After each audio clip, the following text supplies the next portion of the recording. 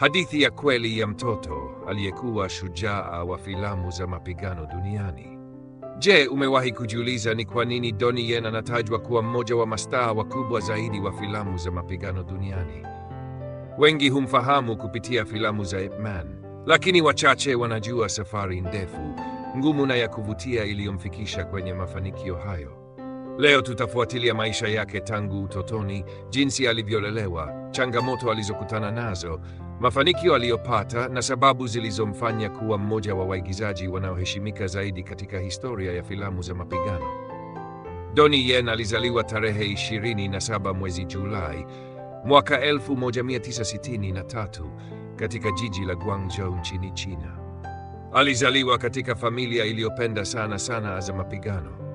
Mama yake, Bo Sim Mark, alikuwa mwalimu mashuhuri wa sanaa za mapigano za Kichina. Baba yake alikuwa mhariri wa gazeti na pia alikuwa na shauku kubwa ya muziki na utamaduni. Donnie alipokuwa bado mdogo, familia yake ilihamia Hong Kong.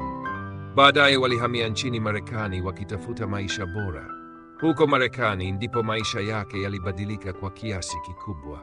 Tofauti na watoto wengi waliokuwa wakicheza michezo ya kawaida, Donnie alitumia muda mwingi kujifunza mbinu za kupigana chini ya uangalizi wa mama yake.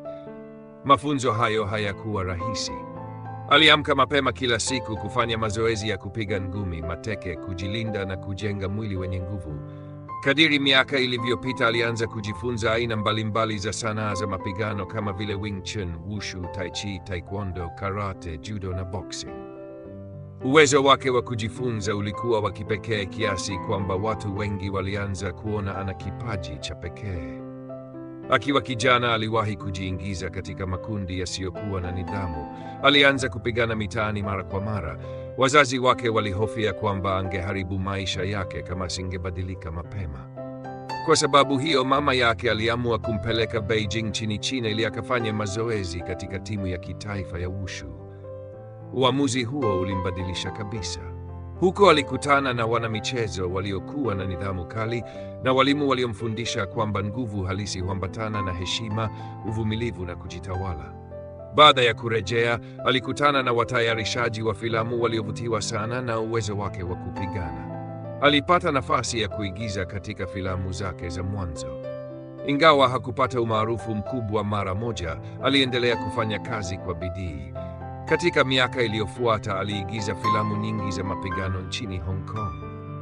Wakati huo kulikuwa na mastaa wakubwa kama Jackie Chan na Jet Li waliokuwa tayari wamejijengea majina makubwa. Watu wengi walidhani Donnie asingepata nafasi ya kung'ara, lakini hakukata tamaa. Aliendelea kuboresha mbinu zake za mapigano na hata kushiriki kupanga mapambano ya filamu. Taratibu alianza kutambulika kama mwigizaji aliyekuwa na kasi, nguvu na uhalisia mkubwa katika mapigano. Mabadiliko makubwa yalitokea alipopata nafasi ya kuigiza kama Ip Man, mwalimu maarufu wa sanaa ya Wing Chun aliyemfundisha Bruce Lee. Filamu hiyo ilitolewa na ikawa mafanikio makubwa duniani. Watazamaji walivutiwa na namna Donnie Yen alivyoonyesha utulivu, hekima, heshima na uwezo mkubwa wa kupigana. Filamu hiyo ilifanikiwa sana kiasi kwamba ilifuatiwa na sehemu nyingine zilizopendwa na mamilioni ya watu duniani. Baada ya mafanikio ya Ip Man, milango ya Hollywood ilifunguka zaidi kwake.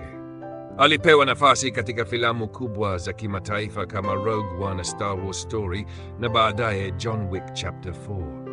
Katika filamu hizo alionyesha kwamba bado alikuwa na uwezo mkubwa wa kufanya mapigano yenye ubunifu hata baada ya kuwa na uzoefu wa miaka mingi. Kitu kinachowafanya watu wengi wamkubali Donnie Yen si uwezo wake wa kupigana pekee, ni nidhamu yake. Mara nyingi amesisitiza kwamba mafanikio hayaji kwa bahati. Huja kwa kufanya mazoezi kila siku, kujifunza kila wakati na kutokata tamaa unapokutana na changamoto. Bali na kuwa mwigizaji, Donnie pia ni mtayarishaji wa filamu, mpangaji wa mapambano na mkurugenzi katika baadhi ya miradi yake. Amechangia kwa kiasi kikubwa kubadilisha namna filamu za mapigano zinavyotengenezwa duniani. Katika maisha yake binafsi ameoa na amejaliwa watoto. Licha ya umaarufu wake mkubwa, amekuwa akijitahidi kuweka familia yake karibu na kuishi maisha yenye heshima.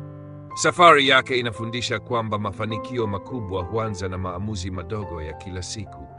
Kama asingemsikiliza mama yake na kuamua kubadilika, huenda leo dunia isingemfahamu kama mmoja wa mastaa wakubwa wa filamu za mapigano.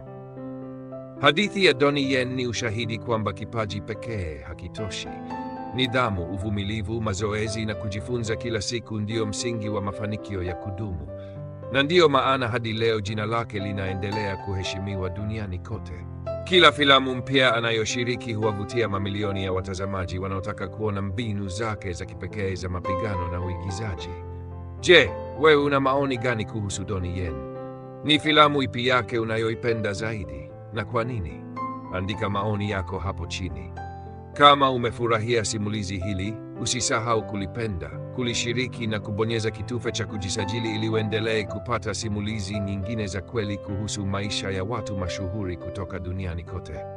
Asante sana kwa kutazama na tutaonana katika simulizi linalofuata.